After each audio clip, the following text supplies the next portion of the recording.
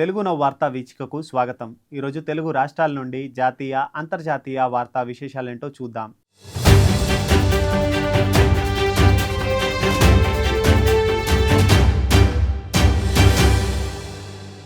రంగారెడ్డి జిల్లా కందుకూరు మండలం మీర్ఖాన్పేటలోని ఫ్యూచర్ సిటీలో 100 ఎకరాల విస్తీర్ణంలో ఈ నెల 8, 9 తేదీల్లో నిర్వహించనున్న Telangana rising global summit agenda ఖరారైంది.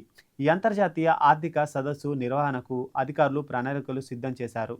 2 రోజుల పాటు జరగనున్న ఈ సదస్సులో వివిధ అంశాలపై 27 ప్రత్యేక సెషన్లు నిర్వహించనున్నారు. దేశ విదేశాల నుంచి ప్రముఖ పారిశ్రామికవేత్తలు, సినీ క్రీడా ప్రముఖులు తరలి వస్తూ ఉన్నారు. అంతర్జాతీయ ప్రమాణాలతో వేదికలు సిద్ధమవుతున్నాయి. సదస్సు 2వ రోజు సాయంత్రం Telangana rising global డాక్యుమెంట్ను ఆవిష్కరించనున్నారు.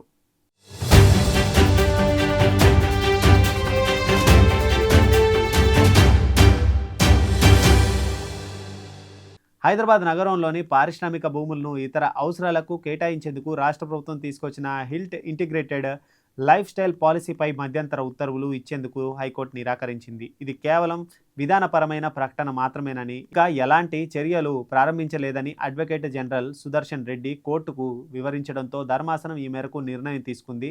HILT పాలసీపై counter దాఖలు చేయాలని కేంద్ర, రాష్ట్ర ప్రభుత్వాలకు నోటీసులు జారీ చేస్తూ తదుపరి విచారణను ఈ నెల 29కి వాయిదా వేసింది.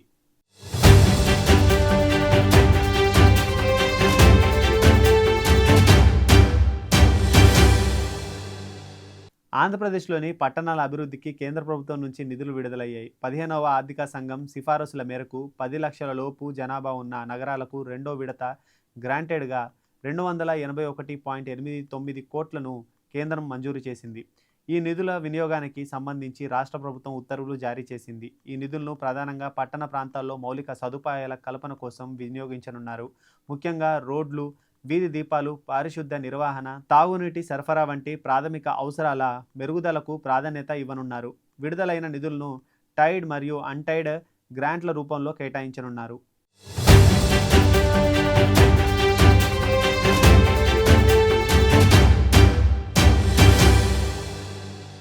గత వైసీపీ 5 ఏళ్ల పాలనలో తిరుమల తిరుపతి దేవస్థానంలో భారీ ఎత్తున దోపిడీ జరిగిందని, అదొక మాఫియా రాజ్యంగా నడిచిందని రాష్ట్ర దేవాదాయ శాఖ మంత్రి ఆనం రామనారాయణ రెడ్డి సంచలన ఆరోపణలు చేశారు.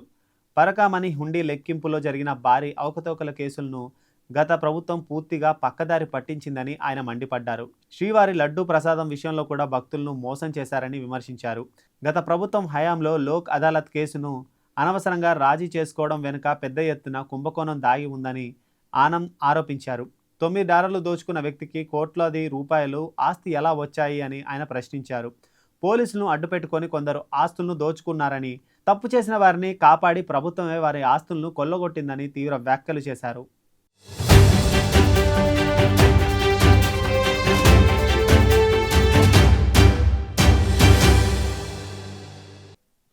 ప్రధాని నరేంద్ర మోదీ, రష్యా అధ్యక్షుడు పుతిన్ మధ్య ఢిల్లీలో జరిగిన శిఖరాగ్ర సమావేశంపై అమెరికాలోని ప్రముఖ మీడియా సంస్థ ప్రత్యేక దృష్టి సారించాయి. రష్యా, పాశ్చాత్య దేశాల మధ్య భారత అనుసరిస్తున్న వ్యూహాత్మక సమతుల్యతకు ఈ భేటీ ఒక పరీక్ష అని విశ్లేషించాయి. ఇంధనం, రక్షణ సంబంధాలు, వాషింగ్టన్ నుంచి వస్తున్న ఒత్తిళ్ల నడుమ ఇరు నేతల మధ్య ఉన్న వ్యక్తిగత బంధం ఈ పర్యటనను ఎలా ప్రభావితం చేసిందో తమ కథనాల్లో వివరించాయి. వాల్ స్ట్రీట్ జర్నల్ తన కథనంలో రష్యా నుంచి తక్కువ ధరకు ముడి చమురును కొనుగోలు చేస్తున్న భారత్పై అమెరికా ద్వితీయ శ్రేణి ఆంక్షలు ఒత్తిడి పెరుగుతున్న సమయంలో ఈ భేటీ జరిగిందని పేర్కొంది. ఇంధన భాగస్వామ్యంపై ఒత్తిడి ఉన్నప్పటికీ రష్యా నిరంతరంగా ఇంధనాన్ని సరఫరా చేయడానికి సిద్ధంగా ఉందని పుతిన్ హామీ ఇచ్చారని, ఇంధన భద్రత ఇరు దేశాల మధ్య బలమైన అంశం అంటూ మోదీ అభివర్ణించారని తెలిపింది.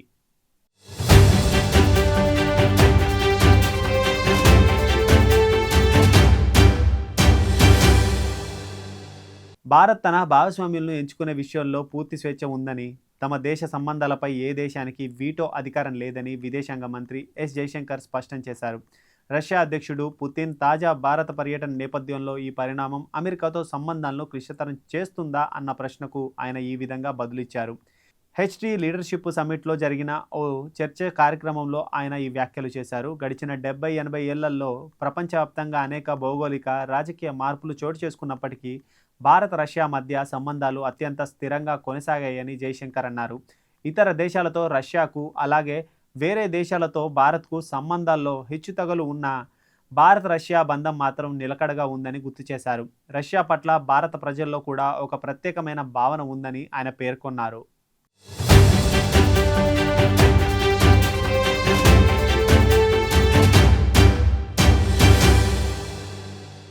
బంగ్లాదేశ్ మాజీ ప్రధాని షేక్ హసీనా భారత్లో ఉండటం పూర్తిగా ఆమె వ్యక్తిగత నిర్ణయమని, ఆమె దేశానికి రావడానికి దారితీసిన ప్రత్యేక పరిస్థితులే ఈ విషయంలో కీలక పాత్రలు పోషించాయని కేంద్ర విదేశాంగ మంత్రి ఎస్ జైశంకర్ అన్నారు.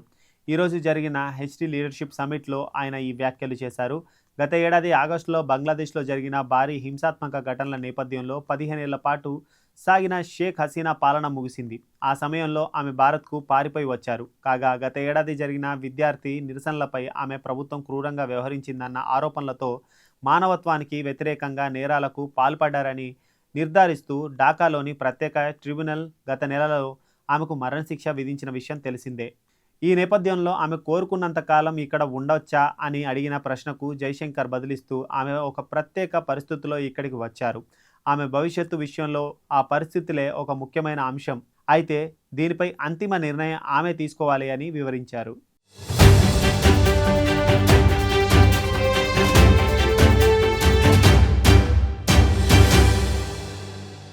అమెరికాలో H1B వీసాల వినియోగంపై మరోసారి తీవ్ర ఆందోళన వ్యక్తమవుతోంది. అగ్రశ్రేణి టెక్ కంపెనీలు స్థానిక అమెరికన్ ఉద్యోగులను తొలగిస్తూ అదే సమయంలో వేల సంఖ్యలో విదేశీ నిపుణులను నియమించుకోవడంపై సీనియర్ సెనేటర్ రూబియా గలెగో తీవ్ర అభ్యంతరం వ్యక్తం చేశారు. ఈ విధానంపై పూర్తిస్థాయిలో దర్యాప్తు జరపాలని ఆయన ట్రంప్ ప్రభుత్వాన్ని డిమాండ్ చేశారు. ఈ పరిణామం H1B వీసాలపై ఎక్కువగా ఆధారపడే భారతీయ టెక్ నిపుణులపై ప్రత్యక్ష ప్రభావం చూపే అవకాశం ఉంది. ఈ మేరకు కార్మిక శాఖ కార్యదర్శి USCIS డైరెక్టర్ అటార్నీ జనరల్కు రాసిన లేఖలో గాలెగో పలు కీలక అంశాలను ప్రస్తావించారు. అమెరికా ఆర్థిక వ్యవస్థ వృద్ధికి నైపుణ్యం కలిగిన వలసదారులు అవసరమే, కానీ ఆ కార్యక్రమాలు అమెరికన్ ఉద్యోగులను తొలగించడానికి లేదా వారి స్థానాన్ని భర్తీ చేయడానికి ఒక మార్గంగా మారకూడదు అని ఆయన స్పష్టం చేశారు. కొన్ని పెద్ద టెక్ కంపెనీలు లక్షలాది మంది స్థానిక ఉద్యోగులను తొలగించాయని, అదే సమయంలో 2025 ఆర్థిక సంవత్సరంలో 30,000 మందికి పైగా విదేశీ నిపుణులకు H1B వీసాలు పొందాయని ఆయన ఆరోపించారు.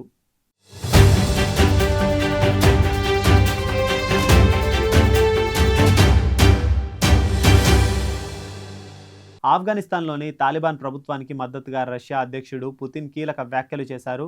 దేశంలో ఉగ్రవాదాన్ని అరికట్టడంలోనూ ఓపియం ఉత్పత్తిని నియంత్రించడంలోనూ తాలిబాన్లు గణనీయమైన పురోగతి సాధించారని ఆయన ప్రశంసించారు. తాలిబాన్లు ఉగ్రవాద సంస్థలకు మద్దతిస్తున్నారన్న పాకిస్తాన్ వాదనకు పుతిన్ వ్యాఖ్యలు పూర్తిగా విరుద్ధంగా ఉండటం గమనార్హం.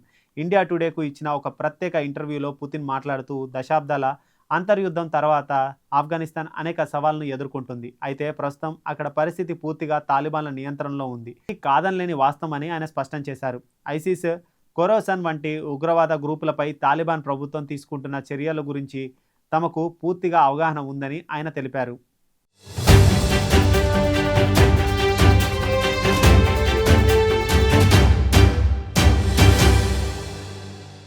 ఇవి ఈరోజు వార్తా విశేషాలు. రేపటి ప్రధాన వార్తలతో మళ్ళీ కలుద్దాం. Stay with Telugu now.